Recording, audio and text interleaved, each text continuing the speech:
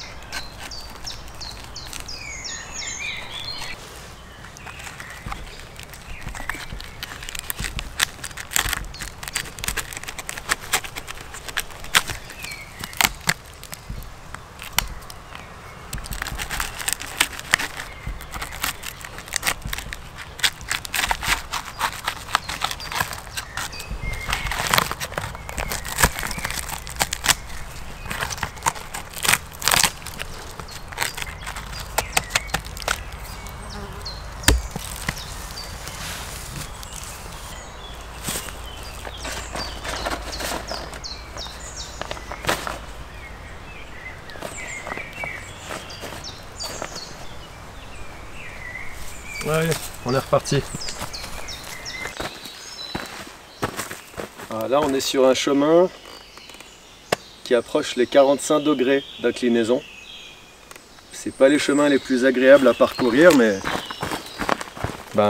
quand on sort des sentiers battus et qu'on s'aventure sur les routes de débardage, ça arrive fréquemment. Ici, sur les collines, en tout cas, ça arrive fréquemment. C'est pas les routes les plus agréables, mais c'est les plus directes. Et ici, sur cette colline, c'est la seule d'après le plan. Voilà, si je lance maps.me, puisque je suis en mode avion quand je fais mes randos, j'aime pas être dérangé. Et ben ouais, il n'y a pas de sentier ici. C'est une super appli maps.me. Quand tu es en mode avion, il y a aussi FatMap, que j'ai découvert il y a pile poil une semaine. Une appli absolument géniale. Quand tu charges le coin où tu vas aller randonner, tu le charges à l'avance. Ensuite, c'est une appli qui fonctionne en mode avion avec le GPS. Sur FatMap, on a le chemin de débardage qui est tracé. C'est des pointillés, mais timides, vraiment timides les pointillés. Elle est super cette application. Et normalement, je vais même trouver de l'eau. Parce que là, dans ma poche, dans le sac, il doit me rester quelque chose comme 800 ml. Si j'ai bien compté ma consommation. Allez, on s'arrête pas parce qu'il y a encore une belle côte qui nous attend.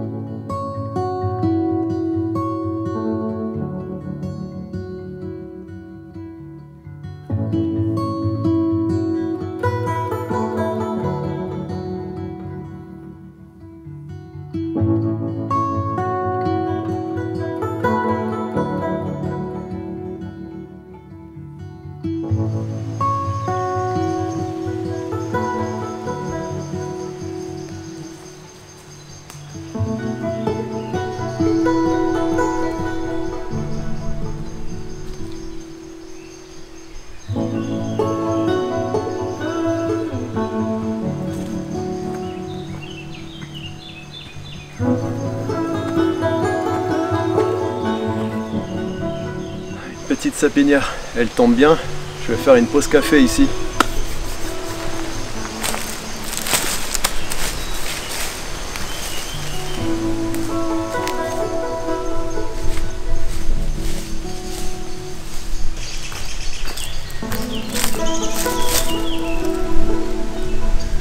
Pas mal le spot, pas mal du tout. Vraiment pas mal. Mais je vais pas installer mon hamac ici. J'aimerais bien grimper encore un peu plus haut sur la colline. Là, je vais juste faire une pause café. Cette bonne vieille corde à nœuds. Qu'est-ce que c'est pratique. Si vous ne l'avez pas encore vu, je vous encourage à aller voir ma vidéo dans laquelle j'explique comment faire une corde à nœuds qui permet d'installer son sac à dos à un arbre. Pour ça, je vous mets un petit lien dans le coin, en haut à droite de l'écran.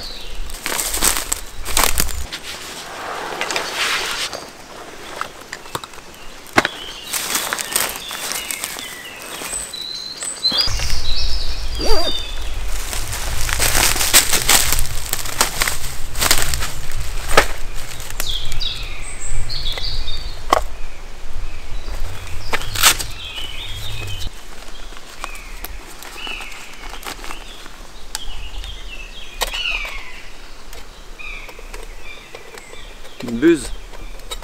Une buse peut-être. Je pense que c'était une buse.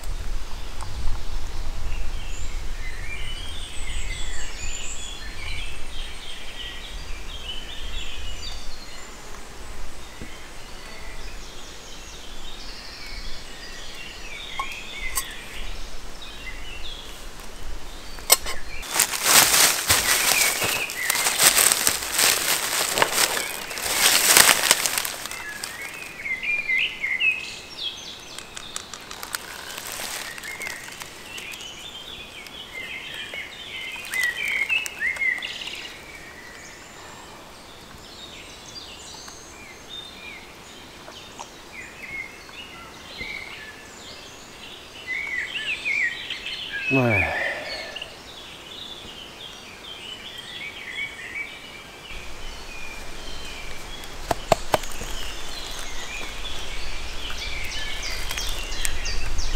C'est mon bébé ça. C'est mon couteau. Celui que je voulais faire réaliser depuis déjà quelques années. Et ça y est, projet enfin concrétisé.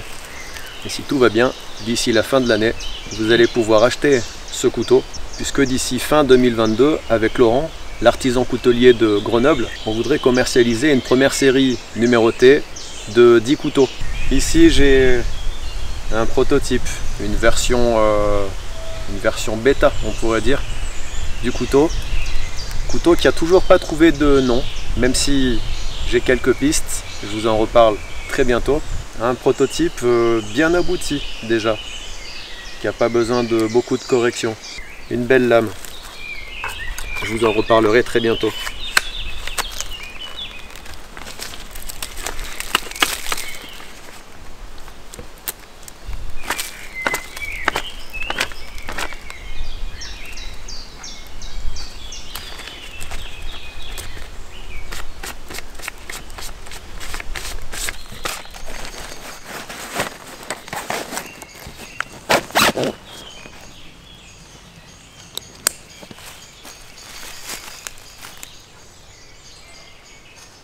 Ma petite Labradoritz bleue, qu'est-ce qu'elle est belle. Et ses reflets.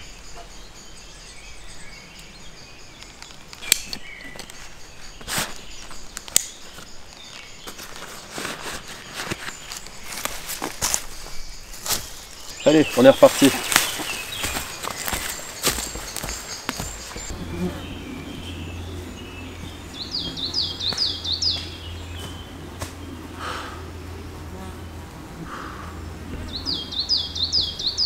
Là, je suis vraiment pas loin du sentier qu'il y avait sur la carte et j'entends un bruit d'eau qui coule par là. Et c'est une bonne nouvelle parce que là où il y a de l'eau, il y a de la vie. Donc je trouve un bâton, petit bâton, voilà. Le but de ce bâton, ça va être de frapper les plantes hautes pour faire tomber les éventuels tiques qui seraient accrochés aux feuilles. Puisque les tiques sentent mon odeur, alors elles vont pas s'accrocher fermement à la plante, mais elles vont juste se poser dessus, et puis elles vont mettre leurs pattes prêtes à m'agripper mes vêtements. Donc en tapant les plantes, l'idée c'est de faire tomber les tiques. Normalement, ça fonctionne assez bien. J'ai pas fait d'études scientifiques avant et après, mais je sais que ça fonctionne plutôt bien. Ouais, ça va le faire.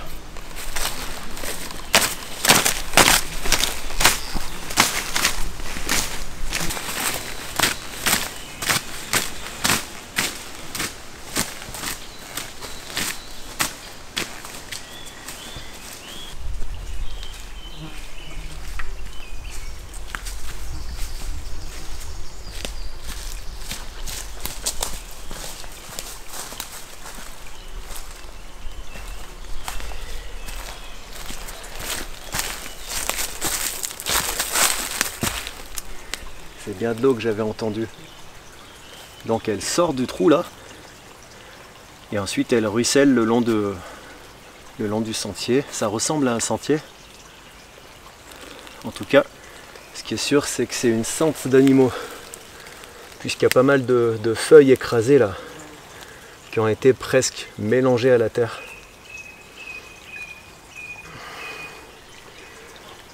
Comme je le disais, hein, là où il y a de l'eau, il y a de la vie.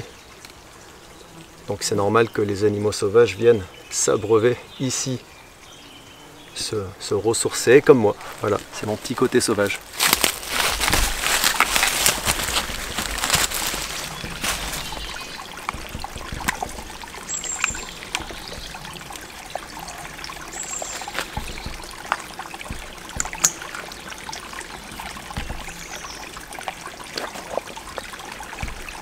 Et alors ça c'est un accessoire vraiment pratique qui permet de remplir mon réservoir d'hydratation sans sortir du sac. Et c'est juste un embout. Bon, c'est un embout qui coûte assez cher puisqu'on ne peut pas l'acheter à l'unité, à ma connaissance. Si, ça doit pouvoir se trouver. Mais aussi, il me semble qu'à l'unité, il est à quelque chose comme 20 €. C'est quand même pas donné. D'autant qu'on peut le trouver en kit, donc celui-là, couleur bleue, avec un réservoir d'hydratation, donc Source, toujours, la marque Source, pour quelque chose comme 30 €. Ça vaut pas le coup d'acheter le truc seul, je trouve. Bah, ce filtre, là je vous en parle depuis un petit moment maintenant, j'en suis vraiment très content. Il a remplacé avantageusement mon Sawyer Mini, avec sa pochette fragile. Je sais pas si je suis prêt à changer de filtre. Je sais pas. Si le fabricant du Horse Fox imagine un autre filtre en partant de celui-là. Probablement que je changerai de filtre à ce moment-là, mais tant que j'ai celui-là, j'ai pas de raison d'en changer. Il est juste parfait. Il est juste parfait. Bref, allez, on va repartir.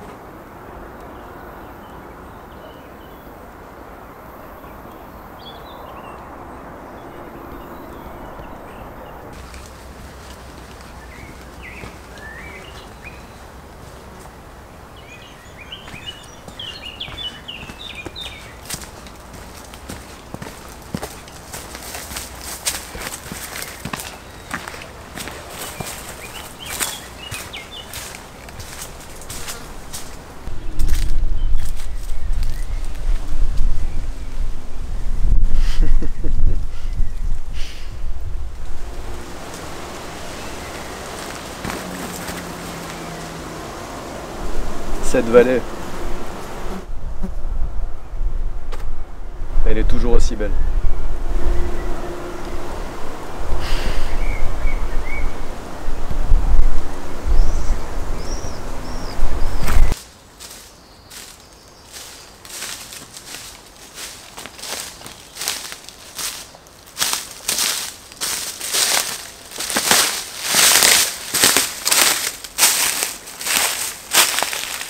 C'est pas mal ici.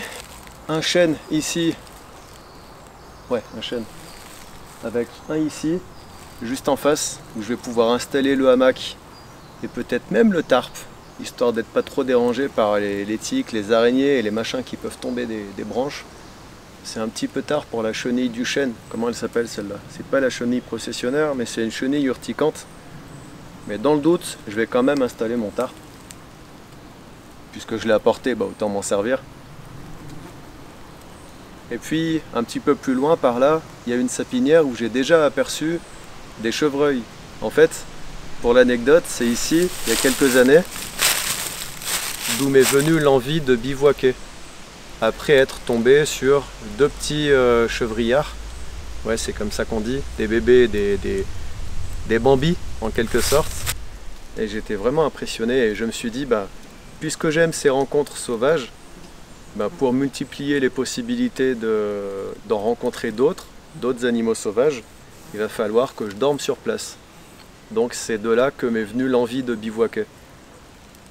Bivouaquer pour être sur place, tard en fin de journée et tôt en début de matinée, au moment où les animaux sauvages sortent et font leur vie.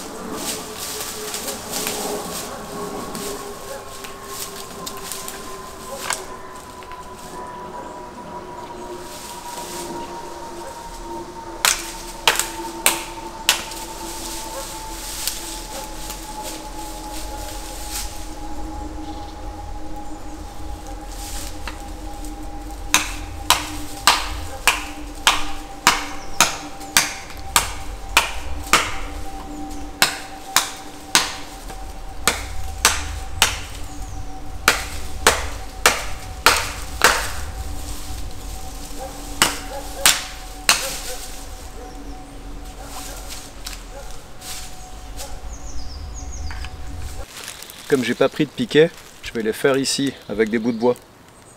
Donc je vais prendre une section rectiligne de cet arbre mort. Par exemple, d'ici à là. Cette section, je vais la fendre en 4. Comme ça me fera mes 4 piquets.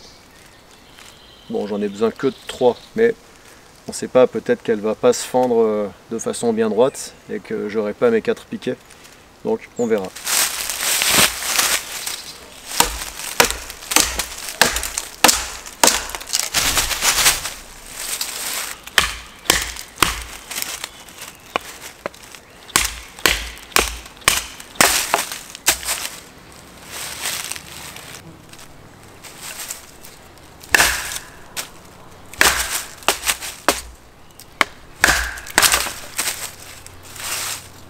Voilà, avec ça, j'ai 3 piquets.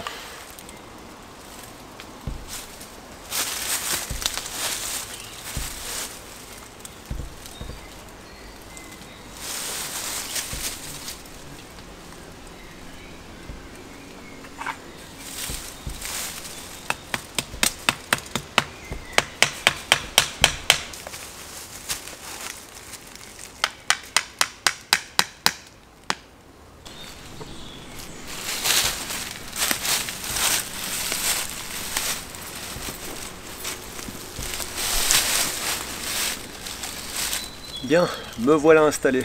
Maintenant je vais aller collecter du bois sec pour préparer mon repas.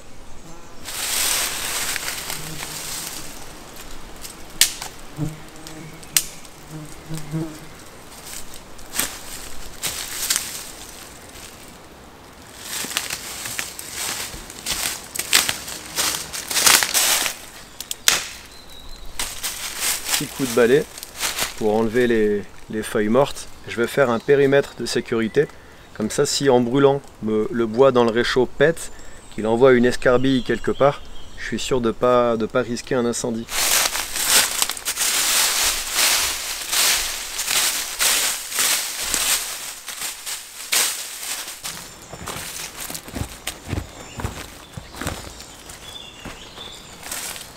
Alors, qu'avons-nous là?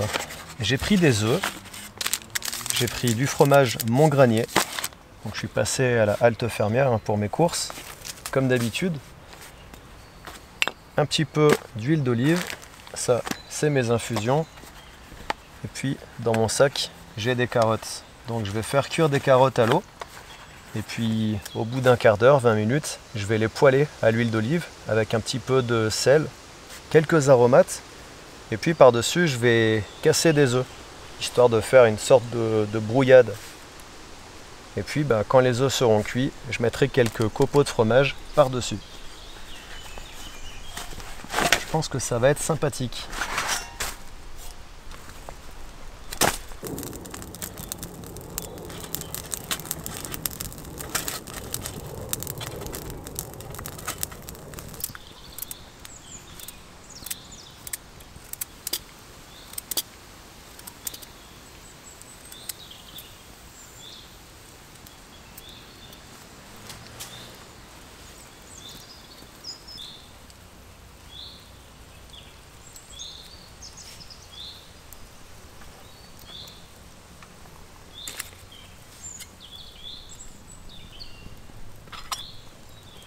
Voilà, j'ai mis mes carottes à cuire.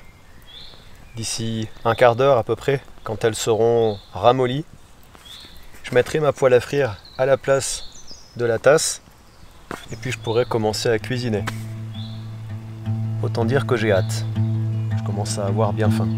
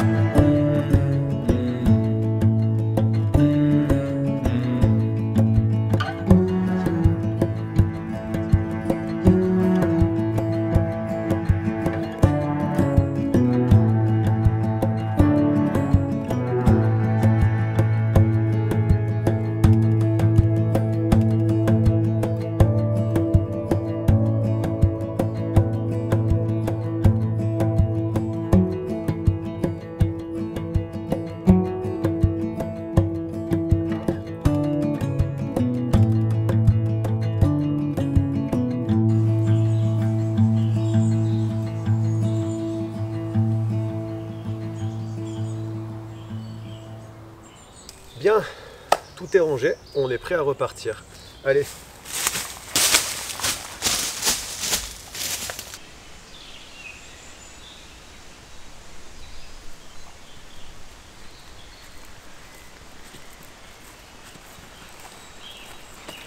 Ouais, vraiment une belle balade. Vraiment, j'aurais apprécié cette journée en forêt. À la découverte d'un sentier que je connaissais pas encore. Ça y est, c'est chose faite. Cette petite source là qui coule, il faudra que je revienne vérifier cet été. Mettons vers août, septembre, si elle coule encore. Parce que si c'est le cas, c'est génial. Donc voilà, plutôt content de cette journée.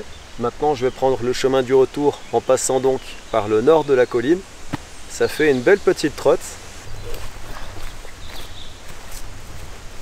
Voilà, on va en rester là pour la vidéo.